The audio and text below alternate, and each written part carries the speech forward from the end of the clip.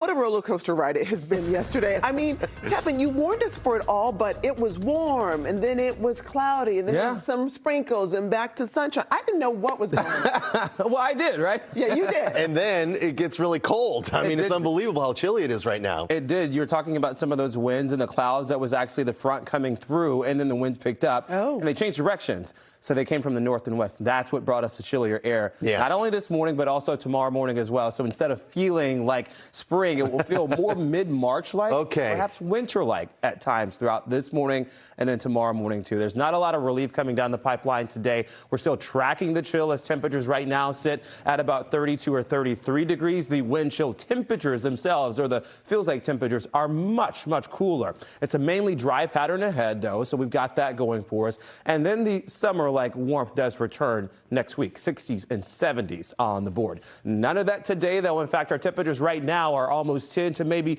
20 degrees cooler than this time yesterday, from Boston through Leominster, Worcester, Keene, and also Manchester as well.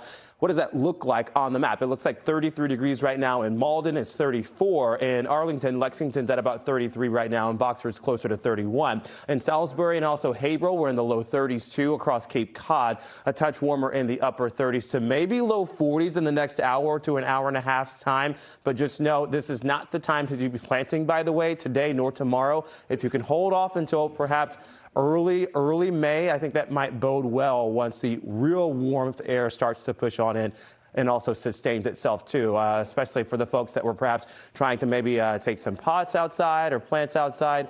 This is not going to be the forecast that unfortunately bodes well for that. In fact, it is more March-like today with temperatures in the upper 20s and low 30s instead of mid to late April-like in terms of our low temperatures. So where we are for the course of the morning. So what's it going to take to flip the script, to take us from the wintry to the warm? Well, we've got to get in another system here from the south and southwest, and we'll see that approach on Saturday and Sunday, but with the very warm air also brings about another front too. So we may be tracking some more rain, I think, early next week. The odds right now are not the best, only at about a 30% shot on Sunday with scattered activity, and then closer to a 40% chance next Tuesday. We're tracking the temperatures first. So I think today, tomorrow, that's really going to be the big story. The kids will need the coat this morning and maybe even the gloves too while standing out at the bus stop. But shed the layers in the afternoon. At lunchtime today, we're closer to 50 in Boston and also Bedford and Norwood. And then high temperatures today topping out perhaps in the upper 50s for several locations